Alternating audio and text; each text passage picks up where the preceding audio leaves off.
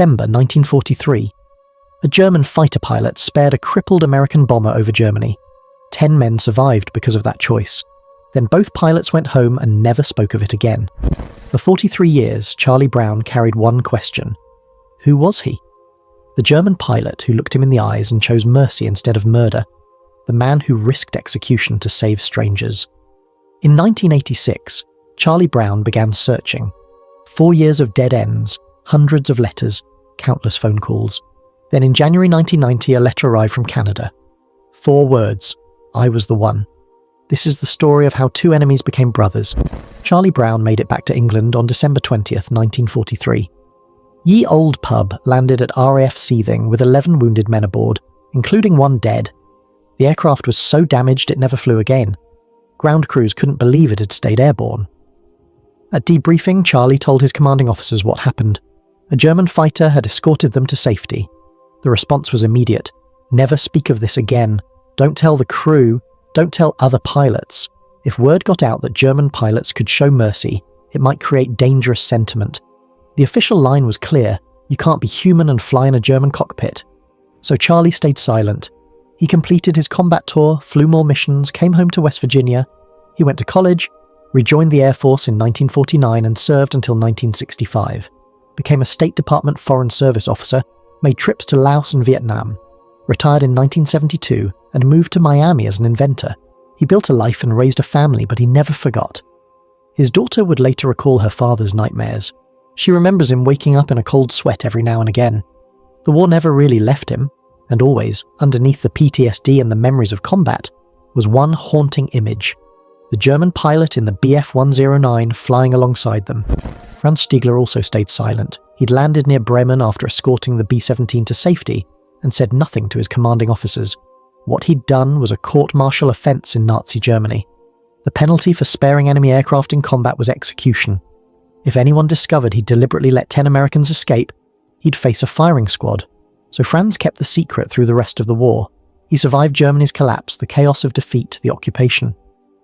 In 1953, he emigrated to Canada, married, and became a successful businessman. He too built a new life. He too tried to move on. But the memory of that day in December 1943 stayed with him. The B-17 with the massive holes in its fuselage, the wounded crew fighting to survive, the young pilot who looked back at him through the cockpit window.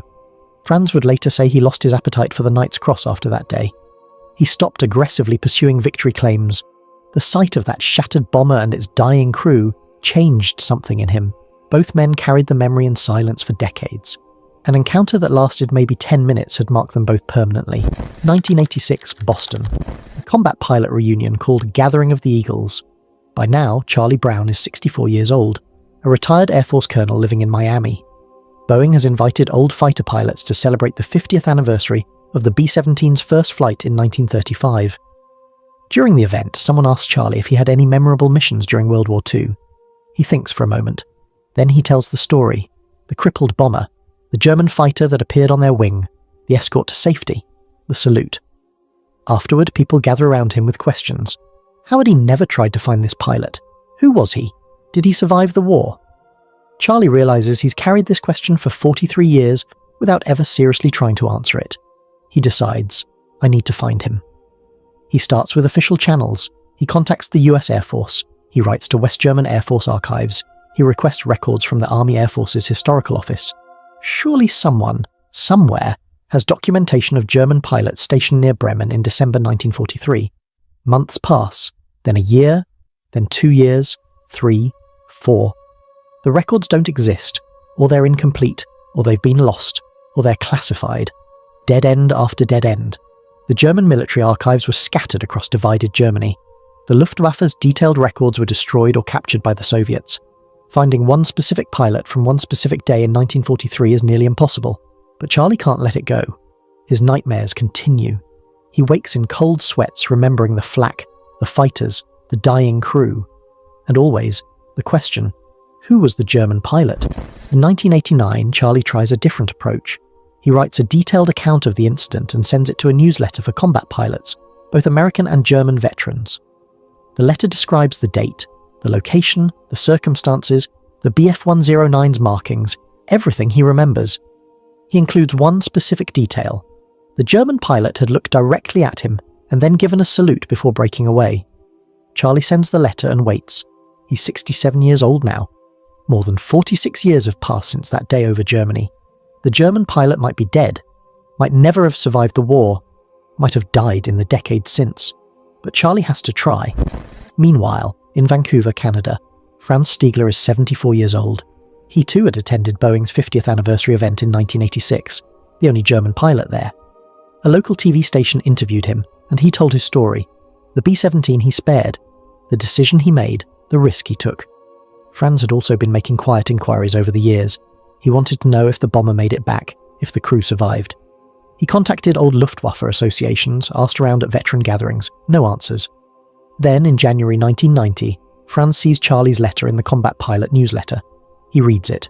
The date matches, the location matches, the circumstances match. After 47 years, Franz knows, the B-17 crew survived. They made it home. Franz sits down and writes a letter.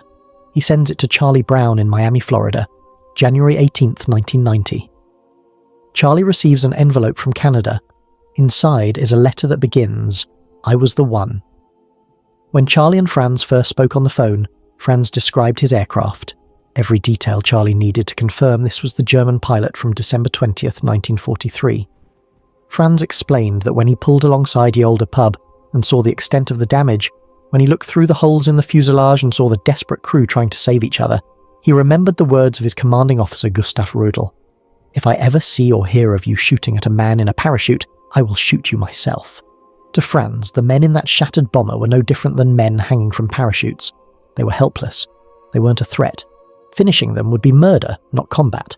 Franz told Charlie he'd tried to get them to land in Germany or divert to neutral Sweden where they'd receive medical treatment, but the Americans kept flying toward England, so Franz escorted them through the German flak positions to protect them. As they talked, something shifted in both men. Charlie's nightmares began to ease.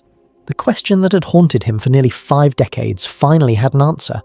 More than an answer, it had a name, a voice, a real human being on the other end of the line. For Franz, hearing Charlie's voice meant everything. For 47 years, he'd wondered if his choice mattered, if the bomber crashed into the North Sea, if the crew bled out before reaching England. Now he knew. They lived. All 10 men survived that mission. The two arranged to meet in person. 6 months later, they met in Seattle. A camera captured the moment. Franz stepped out of a car, saw Charlie, and ran to embrace him. The two men, once enemies, held each other and wept.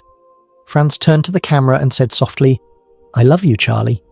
They spent the day talking, filling in the missing years. Charlie introduced Franz to other members of his crew, men who were alive because of Franz's choice that December day. Franz met their children, their grandchildren, families that existed because one pilot chose mercy. The meeting proved to be profoundly healing for both men. Charlie said his nightmares stopped after finding Franz.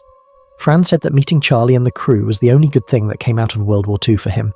He'd lost his brother in the war. He'd seen the Luftwaffe lose over 90% of its pilots. He'd witnessed the destruction of Germany. But this, saving these men, was something he could be proud of. After 1990, Charlie and Franz became inseparable friends. They spoke on the phone every week. They travelled across the United States together, appearing at air shows and veteran gatherings, telling their story to civic groups and organisations. In one later visit, Franz gave Charlie a book. Inside, he'd written, "In 1940, I lost my only brother as a night fighter. Thanks, Charlie. Your brother Franz." The two families became close. Charlie's wife and Franz's wife became friends. The bond extended beyond the two pilots to everyone around them. Some people didn't understand. Franz received calls from Germany calling him a traitor for sparing American bombers. Some Canadian neighbours shunned him, calling him a Nazi. Franz's response was always the same. They would never understand. For Franz and Charlie, the labels didn't matter, German or American, enemy or friend. Those were just words from a war that ended decades ago. What mattered was what happened on December 20th, 1943, when one man looked at another and chose humanity over duty. The friendship lasted 18 years. On March 22nd, 2008, Franz Stigler died in Vancouver, Canada. He was 92 years old. 8 months later, on November the 24th, 2008, Charlie Brown died in Miami, Florida. He was 86.